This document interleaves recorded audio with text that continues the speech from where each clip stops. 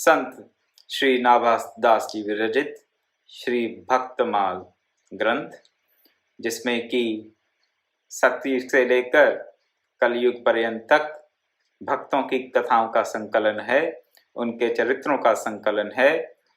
इस सदग्रंथ का हम विवेचन कर रहे हैं और इसके अंतर्गत 12 प्रधान भक्तों में हमने अब तक ब्रह्मा जी की, नारद जी की, शंकर जी की और कपिल देव जी की हमने कथा का श्रवण किया। आज हम शुभारंभ करेंगे श्री मनु जी की कथा का। स्वयंभू मनु, जिनको कि प्रथम मानव माना जाता है, जिनसे कि मानव सृष्टि की उत्पत्ति मानी जाती है, वो भी 12 प्रधान भक्तों, 12 भगवान के 12 प्रधान भक्तों में से एक हैं। तो सर्वप्रथम ब्रह्मा जी ने कई पुत्रों को उत्पन्न किया, हम सुनते आए हैं। कर्दम जी भी ब्रह्मा जी के ही मानस पुत्र थे और सनकादि, सनक, सनंदन, सनातन, सनत कुमार और सनसुजात, ये भी ब्रह्मा जी के ही पुत्र थे। कहीं कहीं ये केवल 4 बताए जाते हैं और कई स्थानों पर 5 सनत कुमारों का उल्लेख मिलता है। 5वें हैं वो सनसुजात हैं, उनका उल्लेख हमें कहीं मिलता है और कहीं कहीं नहीं मिलता। ब्रह्मा जी ने इन सनत कुमारों को उत्पन्न किया किस दृष्टि से? इस दृष्टि से कि सृष्टि का विस्तार हो, ये विवाह सूत्र में बंधें और संतान उत्पत्ति के द्वारा ये आगे सृष्टि का विस्तार करें। परंतु सनत कुमार तो परम विरक्त हैं, पूर्ण प्रज्ञ हैं, ब्रह्म ज्ञानी हैं और विरक्ति के भाव के साथ ब्रह्म में ही विचरण करने वाले हैं। इसलिए उन्होंने अपने पिता की आज्ञा को अस्वीकार कर दिया और केवल आत्म तृप्ति को प्राप्त करते हुए स्वच्छंद विचरण करने का उन्होंने निर्णय लिया। गृहस्थ आश्रम में उन्होंने प्रवेश नहीं किया। ब्रह्मा जी बहुत खिन्न हुए, उनके मन में क्षोभ हुआ कि मेरे ये सब पुत्र तो निवृत्ति परायण हो गए हैं और निवृत्ति परायण होने से वो रजोगुण और तमोगुण से अभिभूत हो गए। मैंने पहले भी इस बात का उल्लेख किया है कि ब्रह्मा जी तो रजोगुण के ही प्रतीक हैं, रजोगुण में ही सृष्टि होती है और ब्रह्मा जी रजोगुण के प्रतीक होने के नाते ही सृष्टि के कार्य में अपने आप को अनुरक्त कर पाते हैं। और एक रजोगुणी जो पिता है या माता है, उनकी यही इच्छा रहती है कि उनका जो संतति है, उनकी जो संतान है, वो परिवार को आगे और बढ़ाए। लेकिन कई बार ऐसा हो जाता है कि संतान का विरक्ति का भाव रहता है और वो रजोगुण से अभिभूत माता पिता के इस अनुरोध का, इस आज्ञा का पालन करने में अपने आप को असमर्थ पाते हैं। क्यों असमर्थ पाते हैं? क्योंकि उनकी जो बुद्धि है वो सतोगुनी होती है और जो सतोगुनी बुद्धि वाला व्यक्ति है वही निवृत्ति परायण हो सकता है। रजोगुनी बुद्धि वाला व्यक्ति निवृत्ति परायण नहीं हो सकता और सतोगुनी व्यक्ति कभी प्रवृत्ति परायण नहीं हो सकता, असंभव सा है। तो अगर रजोगुनी माता पिता के यहाँ सतोगुनी संतान हो जाती है तो वही हाल होता है जो ब्रह्मा जी का हो रहा है। माता पिता दुखी हो जाते हैं कि हमारा पुत्र या पुत्री विवाह बंधन में बंधकर परिवार को आगे क्यों नहीं बढ़ाता। जब कामना पूर्ण नहीं होती तो क्रोध आता है। क्रोध रजोगुण से आता है, सत्य है, लेकिन वो फिर तमोगुण की उत्पत्ति का कारण बन जाता है। ब्रह्मा जी के साथ भी यही हुआ। पुत्रों ने उनकी आज्ञा का अनुसरण ना करके सृष्टि को आगे बढ़ाने के उनके जो प्रयास थे उनको विफल करते हुए निवृत्ति मार्ग को अपना लिया। संसार को छोड़ते हुए उन्होंने संन्यास मार्ग को अपना लिया। ब्रह्मा जी को दुख हुआ, क्षोभ के चलते रजोगुण तो उनमें था ही, रजोगुण के साथ उनमें तमोगुण की भी उत्पत्ति हो गई। दुख जो है, विषाद है, वो तमोगुण ले आता है धीरे धीरे अपने साथ। एक बार जब ये स्थिति हो गई ब्रह्मा जी की कि रजोगुण के साथ साथ उनमें तमोगुण भी आ गया, तब उन्होंने क्या किया? ब्रह्मा के दाहिने अंग से स्वयंभू मनु की और बाएं भाग से शतरूपा की उत्पत्ति हुई। दाएं भाग से मनु की और बाएं भाग से शतरूपा की उत्पत्ति हुई। कब हुई? तब नहीं हुई जब ब्रह्मा रजोगुणी थे केवल। जब ब्रह्मा जी को रजोगुण के साथ साथ तमोगुण ने भी घेर लिया, तब पहले मानवी की उत्पत्ति हुई। इससे हमें ये पता चलता है कि मनुष्य जन्म जो है वो उन्हीं आत्माओं को मिलता है जो बद्ध आत्माएं हैं, जो बद्ध जीव हैं। जब वो रजोगुण से अभिभूत होते हैं और साथ ही साथ तमोगुण से भी अभिभूत होते हैं, तमो मिश्रित रजोगुण से अभिभूत होकर ही मानव शरीर मिलता है। तमोगुण अभिभूत रजोगुण से ही हमें या किसी भी जीवात्मा को मानव शरीर मिलता है। तो जब ये मानव शरीर मिला तो हमारी स्थिति रजोगुणी है, रजोगुणी के साथ कुछ मात्रा में तमोगुणी भी है। अगर तो शुद्ध सतोगुणी स्थिति होती तो भी मानव शरीर ना मिलता, तब तो और उच्च योनियों को प्राप्त होते या मुक्ति का मार्ग अपना लिए होते। और अगर तमोगुण की अधिकता होती और रजोगुण का कमी रहती थोड़ी, रजोगुण अगर नगण्य होता, तो हम कौन सी योनियों को प्राप्त होते? मानव योनि को प्राप्त ना होते। हम होते ये कीट पतंगे, मनुष्य से जो इतर योनियां हैं, जिनको कि हम मनुष्य से निकृष्ट जो योनियां मानते हैं, जिनको कि हम अंधकार में योनियां मानते हैं, जहां पर ज्ञान का प्रकाश कभी भी संभव नहीं है, उन योनियों में जीवात्मा की गति होती। तो इन पुरानी कथाओं में हमें गुणों की त्रिगुणमयी, माया की त्रिगुणमयी प्रकृति का विलास देखने को मिलता है।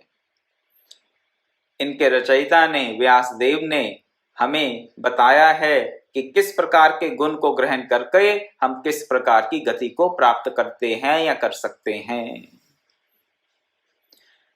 अगर केवल सतोगुणी होंगे तो निवृत्ति परायण होंगे, अगर रजोगुणी होंगे तो ब्रह्मा जी की तरह सृष्टि का विस्तार करने का प्रयास करेंगे, और अगर रजोगुण के साथ साथ हमें थोड़ा तमोगुण भी होगा तो हमें मानव शरीर मिलेगा।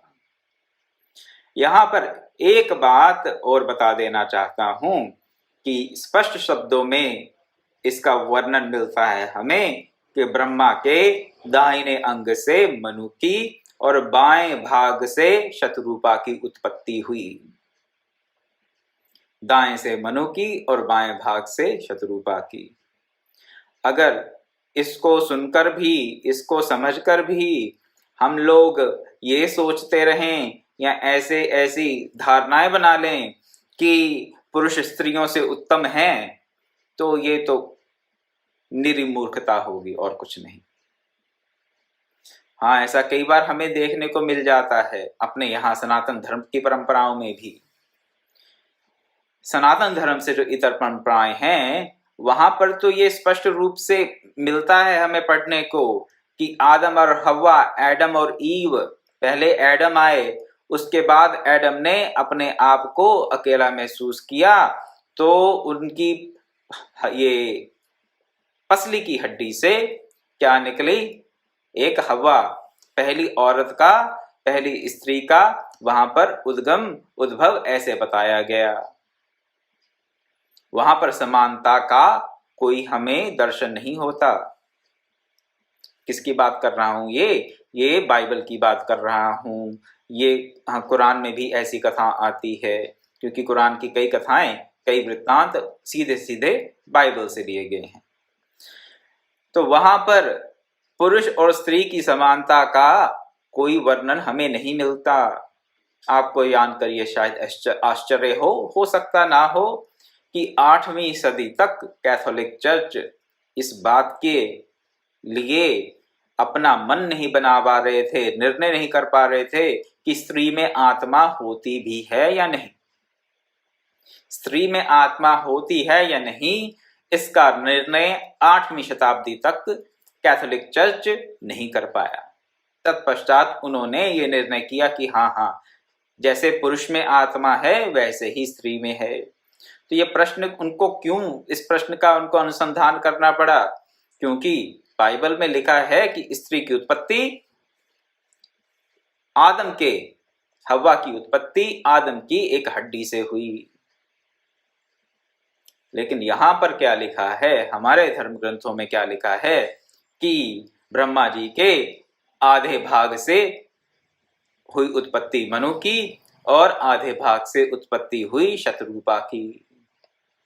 परंतु फिर भी हम इस बात को मानने को तैयार नहीं है। हमारे यहाँ भी बहुत बहुत महानुभाव बैठे हैं। एक दो वृत्तांत आपके सामने रखूंगा।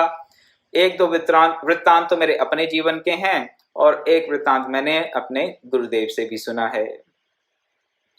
गुरुदेव एक बार गंगा के किसी क्षेत्र में आरती हो रही थी गंगा जी की, तो वहां पर गुरुजी अपने शिष्य शिष्याओं के साथ आरती कर रहे थे। तो बोले ओम जय जगदीश हरे। आरती करना आरंभ ही किए थे कि एक महात्मा आए, वहां पर ऊंचा ऊंचा बोलने लगे, स्त्रियां ओम क्यों बोल रही हैं? स्त्रियों को ओम बोलने का अधिकार नहीं है। पुरुष बोले ओम जय जगदीश हरे और स्त्रियां बोले श्री जय जगदीश हरे।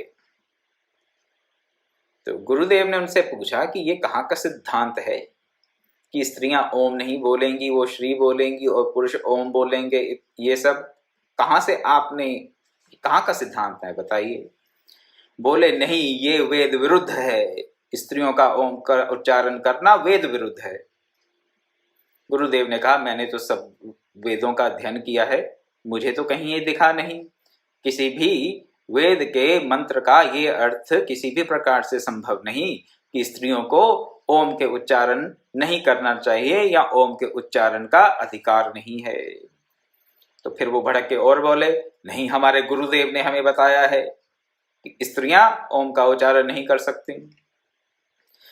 गुरुदेव ने फिर इतनी बात कही कि देखिए, हम आपके गुरुदेव का आदर करते हैं, परंतु इसका ये अर्थ नहीं कि वो जो बात कहें वो हमें स्वीकार्य हो। जो बात धर्म विरुद्ध है, जो बात तर्क संगत नहीं है, उसको हम स्वीकार नहीं कर सकते, चाहे कितने से कितना बड़ा महापुरुष ही उस बात को क्यों ना कहा हो। तो हम आपके गुरुदेव का आदर करते हैं, परंतु आप यहाँ से चले जाइए और हमें आरती करने दीजिए। तत्पश्चात गुरुदेव ने अपने शिष्य और शिष्याओं के साथ गंगा जी की आरती की। ये एक वृत्तांत है। कहाँ का? ये मैं किसी विदेशी धर्म की बात नहीं कर रहा, ये हमारे तथाकथित सनातन धर्म को मानने वाले, इन्हीं सदग्रंथों को पढ़ने वाले जिनको हम पढ़ रहे हैं और देख रहे हैं कि कैसे यहाँ पर साफ शब्दों में लिखा है कि ब्रह्मा जी के दाएं अंग से मनु और बाएं अंग से शतरूपा की उत्पत्ति हुई। ये एक बात। एक वृत्तांत आपके सामने और रखता हूं, वो मेरे ही अपने जीवन का है और बड़ा ही मर्मस्पर्शी है। मर्मस्पर्शी इसलिए क्योंकि एक तो वो स्थान ऐसा था और वहां पर इस माता जी का मिलना वहां पर और ये प्रश्न करना और मेरा उत्तर सुन के उनके अश्रुधारा आरंभ हो जाना, ये अपने आप में कोई दिव्य, कोई हमारा वहां पर संबंध था। ये भगवान की, गुरुदेव की अनुकंपा से ऐसी चर्चा उस दिव्य स्थान पर हुई। गंगोत्री से आगे गौमुख, गौमुख से भी ऊपर तपोवन करके एक स्थान है। और गुरुदेव की अनुकंपा से, प्रभु की अनुकंपा से मुझे वहाँ एक बार जाने का सौभाग्य प्राप्त हुआ और कुछ दिन वहाँ मैं रुका भी, तपोवन में रुका। ये स्थान गंगोत्री के ग्लेशियर को पार करके, गंगोत्री तो उद्गम स्थान है गंगा जी का, जहाँ से सारा हिम पिघलकर गंगा जी की धारा के रूप में निकलता है, जिसको कि गोमुख कहा जाता है। गोमुख के आगे गंगोत्री ग्लेशियर है और उस ग्लेशियर को पार करके काफी सीधी तीखी चढ़ाई चढ़ के एक स्थान आता है, समतल स्थान है लेकिन बहुत ऊंचा है, 4500 मीटर की ऊंचाई पर है। उसका नाम है तपोवन। उस तपोवन में केवल कुछ ही महात्मा रहते हैं। जब मैं गया तो केवल 2 महात्मा थे और उनमें से एक महात्मा तो मुझे साथ ले गए और दूसरे महात्मा के यहाँ मैं कुछ दिन रुका। एक बार की बात है, उन्हीं एक दिन में से क्या हुआ, थोड़ी धूप निकली। धूप कम निकलती है वहां पर, बादल बहुत जल्दी आते हैं, मौसम बहुत जल्दी बदल जाता है। थोड़ी धूप निकली, मैं और एक और अभ्यागत महात्मा, हम वहां पर हमने निश्चय किया कि थोड़ी देर बाहर बैठ लेते हैं। हवाएं तो चल रही थी लेकिन फिर भी अपने आप को अच्छे प्रकार से लपेट कर बाहर बैठे। बाहर बैठे तो वहां पर कुछ श्रद्धालुओं का आना शुरू हुआ। उन्हीं में से ये एक माता जी थी। उन्होंने मेरे से प्रश्न ये किया कि क्या स्त्री को मुक्ति मिल सकती है या नहीं। मैं तो प्रश्न सुन के ही दंग हो गया कि इन्होंने ऐसी धारणा कैसे बना ली कि स्त्री को मुक्ति मिल सकती है या नहीं। ये संशय, ये प्रश्न उत्पन्न कहाँ से हुआ। सर्वप्रथम तो मेरे दिमाग में ये बात आई। मैंने उनसे पूछा, देखिए कि आप ये प्रश्न पूछ ही क्यों रही हैं, आपको क्यों इस बात में शंका है कि स्त्रियों की मुक्ति होती है या नहीं। तो यहाँ पर मैं किसी धर्म विशेष का, संप्रदाय विशेष का खंडन नहीं कर रहा, इसीलिए मैंने सनातन धर्म की परंपरा से भी आपको एक उदाहरण दे दिया गुरुदेव की जीवन से। ये महिला जैन धर्म की अनुयायी थी, जैन धर्म को मानने वाली थी और उन्होंने मुझे बताया कि एक जैन संत ने उन्हें कहा है कि स्त्रियों की मुक्ति संभव नहीं है। मैंने उनकी बात को सुना, समझा और कहा कि देखिए, आपके पास भी वही सब इंद्रियां, वही सब मन, बुद्धि, चित्त, अहंग उपलब्ध है जो किसी और मानव के पास है, चाहे स्त्री हो चाहे पुरुष। तो अगर और कोई व्यक्ति मुक्ति को प्राप्त कर सकता है तो आप भी अवश्य इसी जीवन में मुक्ति को प्राप्त कर सकती हैं। रोने लग पड़ी माता जी वहां पर, कहती कि फिर वो महात्मा ने मुझे क्यों कहा कि स्त्रियों की मुक्ति नहीं होती। मैंने कहा, देखिए माता जी, ये मुझे पता नहीं कि उनका सिद्धांत कहाँ से शुरू हुआ, कैसे वो इस निष्कर्ष पे पहुंचे, कैसे उन्होंने ये बात आपको कह दी। लेकिन अगर आप थोड़ी वैज्ञानिक दृष्टि से इसका विचार करें, तर्क से विचार करें, तो मुझे बताइए कि आपके पास कौन सा ऐसा साधन नहीं है जो कि पुरुष के पास है, जिसके कारण आप मुक्ति को प्राप्त नहीं कर सकती, आप भगवत चरणों में अपने आप को समर्पित नहीं कर सकती। तो चलिए, वहां जैन धर्म में तो भगवान को समर्पण करने का वो नहीं है, ऐसा सिद्धांत, भगवान को नहीं मानते, अनीश्वरवादी मानते हैं। लेकिन बात एक ही है, वो अपने तीर्थंकरों को मानते हैं, उनके तीर्थंकर ही उनके भगवान हैं। वो अपने तीर्थंकरों को अपना आइडियल मानते हैं, तो उनके ही वो क्या करते हैं, पूजा अर्चना करते हैं। और बहुत अच्छे अच्छे विधान हैं जैन धर्म में, ऐसी बात नहीं है। तो पर्यूषण ना करके एक इनका बहुत कठिन व्रत रहता है जो जैन धर्म के अनुयायी करते हैं और बहुत तीव्रता से आध्यात्मिक उन्नति को प्राप्त कर सकते हैं अपने कठिन व्रतों से। मेरा ये सब कहने का अभिप्राय केवल इतना ही है कि कई बार हमारे अपने सनातन परंपरा में भी, वैदिक धर्मों में भी, वैदिक धर्मों इसलिए कह रहा हूँ कि भारत में उत्पन्न जितने भी धर्म हैं वो वैदिक धर्म ही हैं।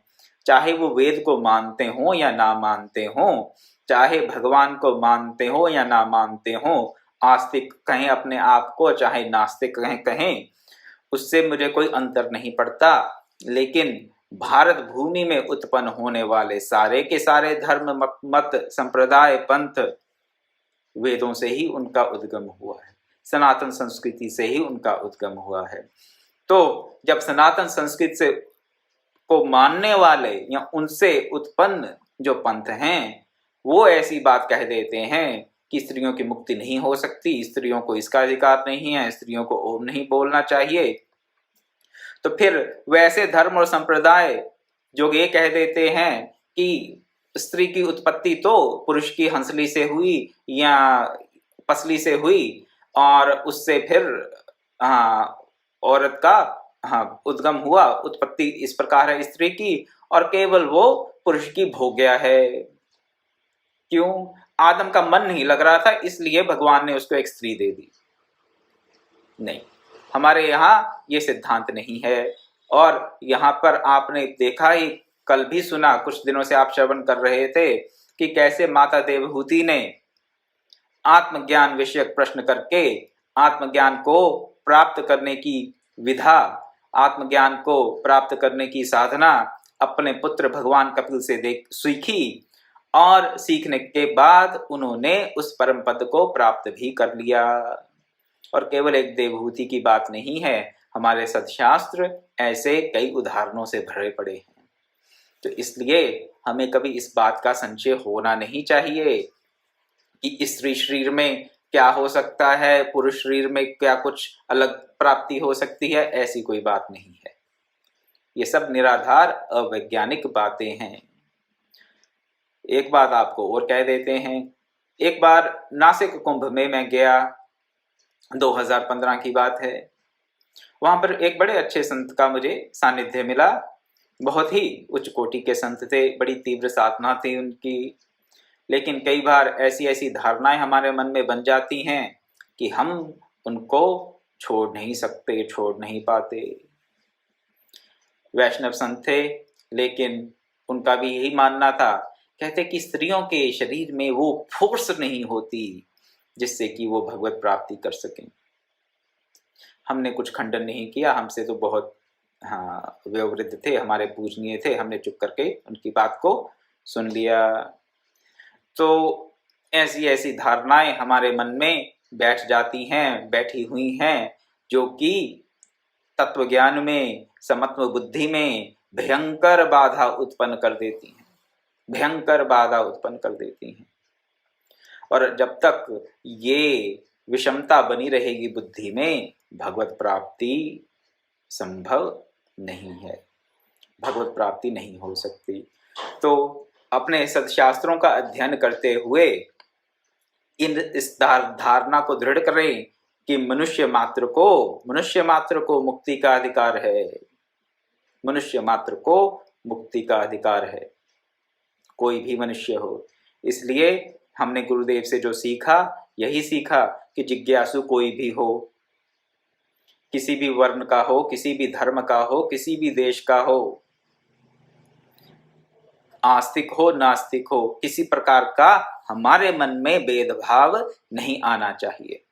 हाँ, साधन की बात करेंगे, कोई तत्व ज्ञान की बात करेंगे, तो सामने बैठे व्यक्ति को उसकी मनस्थिति देखकर ही करेंगे। हम समदर्शी तो हो सकते हैं, समवर्ती नहीं हो सकते, लेकिन समदर्शिता में कभी भी किसी भी प्रकार की न्यूनता अधिकता ना आए। तो मानव जीवन मिला, कैसे मिला?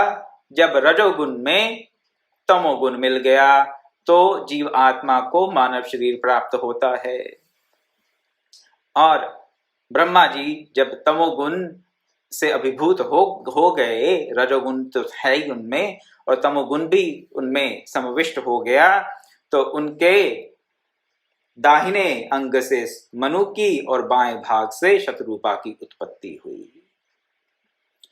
अब उत्पत्ति हो गई तो उन्होंने तपस्या की, मनु शतरूपा जी ने तपस्या की। किसकी तपस्या की? आद्या शक्ति की तपस्या की। क्यों तपस्या की? तपस्या की अपने सृष्टि के विस्तार की।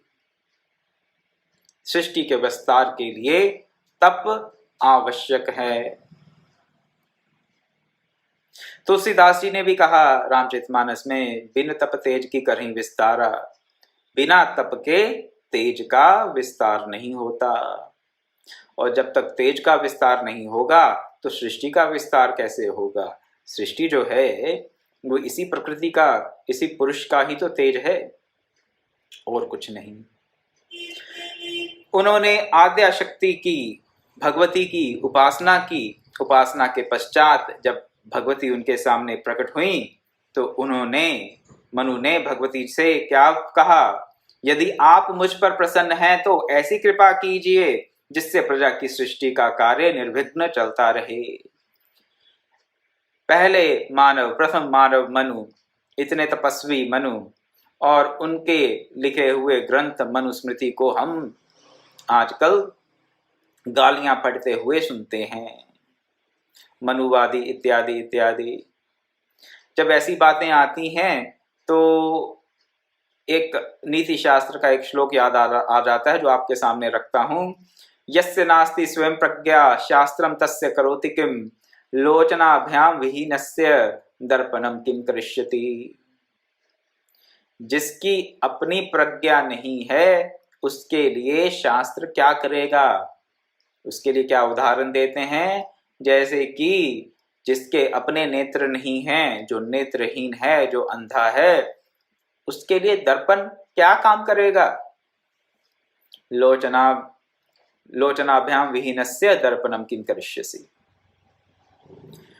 तो जिस प्रकार एक नेत्रहीन व्यक्ति के लिए दर्पण का कोई प्रयोजन नहीं है, उसी प्रकार जिसकी अपनी प्रज्ञा नहीं है उसके लिए शास्त्र का कोई प्रयोजन नहीं है। शास्त्र उसके किसी भी कार्य की सिद्धि में सहायक नहीं हो सकता।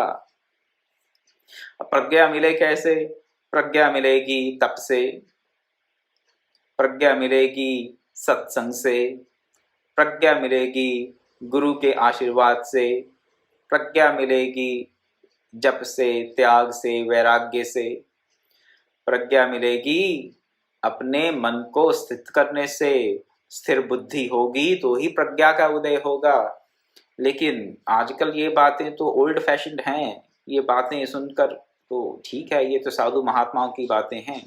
हम तो भी बड़े पढ़े लिखे हैं, फला फला यूनिवर्सिटी से हमने डिग्री ले रखी है, हमने तो फेमिनिज्म भी पढ़ा है और ये भी पढ़ा है, सोशल थ्योरी भी पढ़ी है, हाँ ये भांति भांति के वाद विवाद पढ़े हैं, तो हम तो मनुस्मृति को जानते हैं अच्छे से। हमने उसकी ट्रांसलेशन भी पढ़ी है। वो ट्रांसलेशन करने वाला कौन था, अनुवाद करने वाला कौन था, उसकी क्या कितनी अपनी प्रज्ञा थी, उससे कोई मतलब नहीं। अपनी कितनी प्रज्ञा है उससे भी कोई अर्थ नहीं। हाँ, लेकिन विरोध करना है भी, विरोध तो करना ही करना है। तो मूर्खता की कोई सीमा नहीं होती, वही आजकल हमें देखने को मिल रहा है। इसलिए अपने शास्त्रों के बारे में किसी भी प्रकार का कोई संशय हो, किसी भी प्रकार का संशय हो, गीता को लेकर, रामायण को लेकर, हनुमान चालीसा को लेकर, मनुस्मृति को लेकर, तो किसी ऐसे व्यक्ति के शरण में जाएं जिसकी अपनी प्रज्ञा हो, जो आपको अपनी बात को आपको समझा सके और उस ग्रंथ के तात्पर्य को भी आपके सामने रख सके। अन्यथा वेद गडरियों के गीत और मनुस्मृति हर प्रकार के शोषण का कारण दिखाई देगी। ऐसा ही हमारे गुरुदेव के शिष्य के साथ भी हुआ। हाँ, अमेरिकन शिष्य हैं उनके, बिल, उन्होंने भी एक मनुस्मृति की प्रति दिल्ली में खरीद ली तो उन्होंने पढ़ी, उन्होंने अनुवाद पढ़ा, उसका पढ़ा तो गुरुजी के पास चले गए बड़े भभक कर, गुस्से से कि गुरुजी आप तो मनुस्मृति के बारे में बहुत ऐसी ऐसी बातें करते हैं और इसमें क्या लिखा है। गुरुदेव ने पूछा कि तुमने कौन सी मनुस्मृति पढ़ी है? उन्होंने बताया ये प्रति है, ये अनुवादक हैं। गुरुदेव ने कहा तो बस फिर ठीक है, अब जो पढ़ोगे वैसा ही मन में आएगा। गुरुदेव ने फिर उनको जो भी उनके संशय थे दूर किए। उनके बाद उनको ये समझ आई कि जो इसका अनुवाद किया गया है वो अर्थ नहीं, वो तो अनर्थ है, भयंकर अनर्थ है। तो इसलिए अगर अपनी प्रज्ञा ना हो तो शास्त्र किसी प्रकार का प्रयोजन सिद्ध नहीं करता, उल्टा अनर्थ का ही कारण बनता है। इसलिए अपने किसी भी शास्त्र के बारे में हमें कोई भी शंका हो तो केवल मनगढ़ंत बातें सुनकर, मानकर, वैसी धारणा बनाकर अपने जीवन का सर्वनाश ना करें।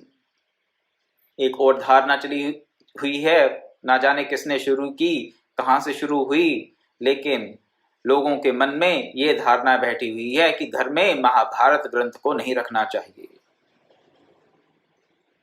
कितनी विडंबना की बात है। कहते हैं कि हाँ, क्या प्रचलन है कि विदंती क्या है कि घर में महाभारत रखेंगे तो घर में क्लेश रहेगा। हे भगवान, जिस महाभारत को पंचम वेद कहा गया, जिस महाभारत के लिए ये कहा गया कि जो महाभारत में नहीं है वो अन्यत्र कहीं नहीं है, जिस महाभारत में सब सदशास्त्रों का निर्णय प्रस्तुत है, जिनकी वेद में गति नहीं है, जो वेद नहीं पढ़ सकते वो महाभारत पढ़ के वेदों का संपूर्ण ज्ञान प्राप्त कर सकते हैं निसंदेह। उस महाभारत के लिए खास करके उत्तर भारत में तो ऐसा धारणा बना रखी है लोगों ने, ऐसी धारणा कि महाभारत घर में रखेंगे तो घर में कलह हो जाएगा, क्लेश हो जाएगा, महाभारत हो जाएगा। किसी से कहें तो कहेंगे नहीं, हमने तो साधु संतों ने से सुना है। जैसे कि वो महानुभाव कह रहे थे कि मेरे गुरु ने कहा है कि ओम बोलना, स्त्रियों का ओम बोलना वेद विरुद्ध है। ये सब बातें आपके सामने रखने का मेरा यही मंतव्य था, यही निवेदन आपसे करना चाहता हूं कि जिस भी बात को हम धारणा बना लेते हैं वो धारणा हमारे लिए उपयोगी है या नहीं, इसका हमें सतत चिंतन करते रहना चाहिए। गुरुदेव के शब्दों में परम पूज्य गुरुदेव ब्रह्मर्षि विश्वात्मा बावरा जी कहा करते थे, किसी बात को इसलिए नहीं मानना चाहिए कि उसको बहुत से लोग मानते हैं, किसी बात को इसलिए नहीं मानना चाहिए कि वो किसी अच्छे ग्रंथ में लिखी है, किसी बात को इसलिए नहीं मानना चाहिए कि किसी बहुत बड़े महापुरुष ने उस बात को कहा है, और किसी बात को इसलिए भी नहीं मानना चाहिए कि वो बड़ी प्राचीन है, सदियों से चली आ रही है। नहीं, ये कोई चार कारण नहीं हो सकते किसी बात को मानने के लिए। कौन से चार कारण फिर से आपके सामने रख दूं? किसी बात को इसलिए ना माने कि किसी ग्रंथ में लिखी गई है, किसी बात को इसलिए ना माने कि किसी महापुरुष ने कही है, किसी बात को इसलिए ना माने कि उसको बहुत से लोग मानते हैं, किसी बात को इसलिए भी ना माने कि वो बहुत प्राचीन है, बहुत सदियों से चली आ रही है। महाभारत परंपराओं के निर्वहन करने के कारण ही हुआ, परंपराओं के कारण ही महाभारत का घोर युद्ध, घोर विनाश हुआ। तो किसी बात को क्यों माने भी? गुरुदेव के शब्दों में स्पष्ट निर्देश है, किसी बात को इसीलिए माने, केवल इसलिए माने कि उसकी आपके जीवन में उपयोगिता है। इन्हीं शब्दों के साथ मैं अपनी वाणी को विराम देता हूं। आज के सत्संग से मैं आपको केवल ये बात बताना चाहता था कि हमारे धर्मशास्त्रों में, हमारे सद्ग्रंथों में स्त्री और पुरुष में किसी प्रकार का ऊंच नीच नहीं है, भेदभाव नहीं है। दोनों ही मुक्ति के अधिकारी हैं, दोनों ही मुक्ति के अधिकारी हैं। और साथ ही साथ जैसी जैसी धारणाएं हमारी बन गई किसी भी प्रकार से, अगर वो धारणाएं हमारी बुद्धि में विषमता पैदा करती हैं तो वो हमारी मुक्ति में, हमारी भगवत भक्ति में बाधा अवश्य उत्पन्न करेंगी। इसलिए उनका त्याग करना ही हमारे लिए श्रेयस्कर है। इसलिए सतत अपने अंदर बैठी हुई धारणाओं का हम विश्लेषण करते रहें, उनका अनुसंधान करते रहें, और जो धारणाएं हमारे लिए उपयोगी नहीं है उनको हम, उन परंपराओं को हम तिलांजलि देते रहें। इसी में ही मानव जीवन का कल्याण निहित है। कल मिलेंगे 5:30 बजे और फिर देखेंगे कि मनु और शत्रुपा ने भगवती से आशीर्वाद प्राप्त करने के बाद क्या किया। ओम पूर्णमदः पूर्णमिदं पूर्णात् पूर्णमुदच्यते पूर्णस्य पूर्णमादाय पूर्णमेवावशिष्यते। ओम शांति शांति शांति। हरि ओम तत्सत्।